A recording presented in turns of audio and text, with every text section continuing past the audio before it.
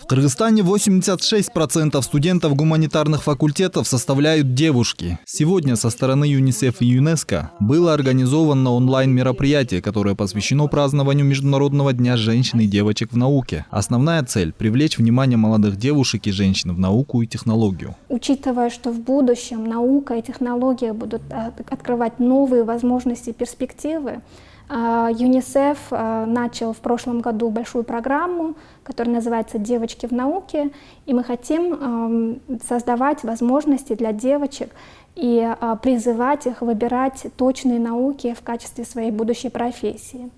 Эта программа у нас реализуется в Бишкеке, в Аше, в окрестностях, в школах. Мы работаем с девочками, готовим их в качестве равных тренерок. Мы работаем с учителями, чтобы улучшить их навыки преподавания точных наук. Доктор биологических наук, профессор Джамиля Карабекова на данный момент возглавляет Институт биологии при Национальной академии наук с 2018 года. Она работает в институте на протяжении 47 лет. Начинала свою деятельность простой лаборанткой. После окончания вуза я поступила в аспирантуру, затем было предложено место лаборантки в этом институте. Первое время работала в лаборатории зоологии, после в лаборатории в гельминтологии. Первая моя кандидатская работа была посвящена теме «Опасные паразиты», которые имеются в рыбе, а докторская по той же теме более масштабные исследования. Вот теперь с 2018 года начала возглавлять данный институт.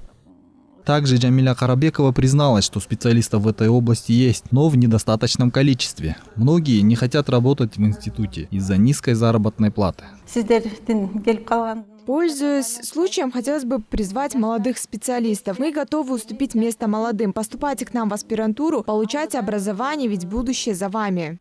Отметим, последние десятилетия показывают мощный рост в индустрии информационных технологий и появление новых профессий, которые требуют знаний в области математики, физики и в других точных науках. К сожалению, представленность женщин в этих сферах еще низкая. В связи с этим сегодня все больше внимания уделяется увеличению количества кыргызстанок в обучении специальностям в области естественных и точных наук, информационных технологий, инженерного дела, в целом в технологических профессиях, отмечают эксперты.